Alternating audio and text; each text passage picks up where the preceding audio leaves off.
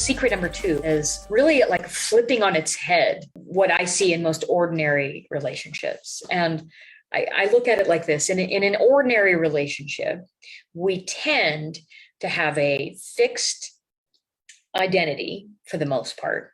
Like, this is who I am.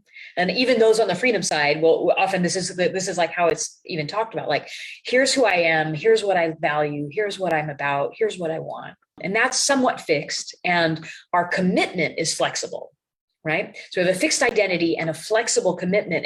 And here's what I mean by flexible commitment, meaning I'm going to be in this relationship until and then unless, it goes bad and I don't like it and it's challenging and it doesn't work for me anymore. And when it doesn't work for me anymore, I exit.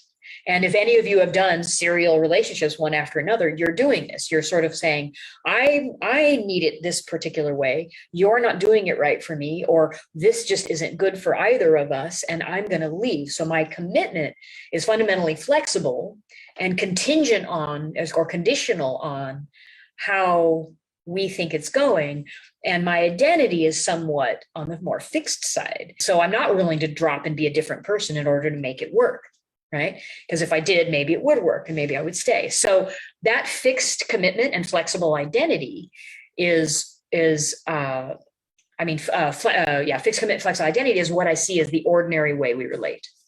So what I want us to do in an evolutionary and relationship, when you really want an extraordinary one, we do this 180. So instead of having a fixed identity, we have a flexible identity. And instead of having a flexible commitment, we have a fixed commitment. So you see, instead of a fixed identity and a flexible commitment, we have a flexible identity and a fixed commitment. Right? So we both need, all beings, for evolution to occur. We need one point of stability, one stable point, and we need one point of flexibility, right? Such that we can move. And like locomotion, like literally walking, or any motion, forward motion of any kind, requires 1 point stable, 1 point in motion. 1 point stable, 1 point in motion. So we actually do need a point of stability.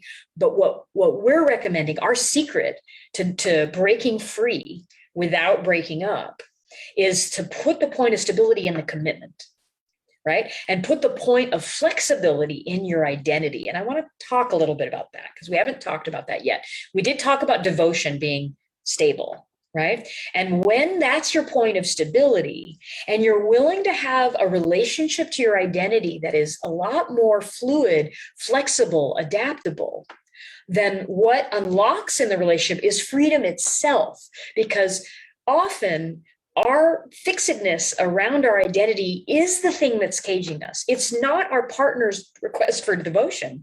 The devotion is literally the point of stability both parties need in order to actually explore their freedom enough to shift their identity to be adaptable.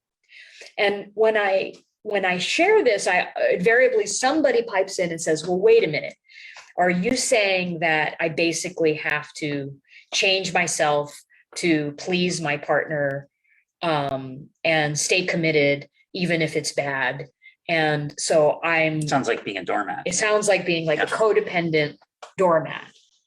And my response to that is that if you're in the shadows, you could express it that way. And indeed, that can and does happen.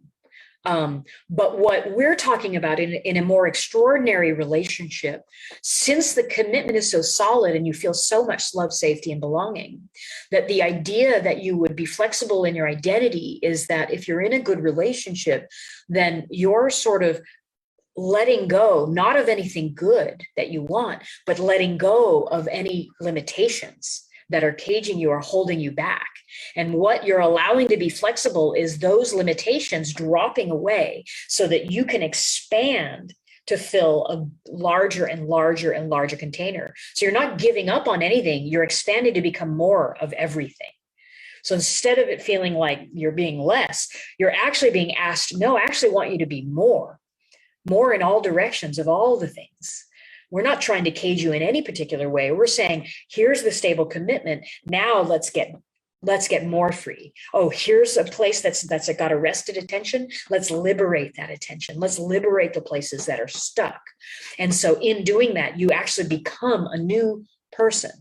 And that, from the beginning story, that woman that was feeling caged in her relationship, if she had invested in devotion as a core, and her partner had invested in setting her free as the primary job that he had in being in the way that he loved her, then he would have felt safe to do so. And she would have been supported in becoming more of who she was, and probably felt even more deeply in love in the process. So again, we want you to have a fixed commitment and a flexible identity instead of a flexible commitment and a fixed identity. So we want you to turn those on their head. That's our next secret. And so in my relationship with Bryan, my experience was, I had the more limited version of myself. I was the most judgmental. I had the smallest view of who I could be.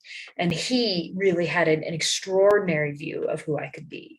So in loving him, I got to die into becoming the woman I dreamed of being. I got to let go of the limited version of me and then feel safe enough to become a larger and more beautiful, more expressed, more empowered version of myself in this love story. So that's a kind of secret number 2.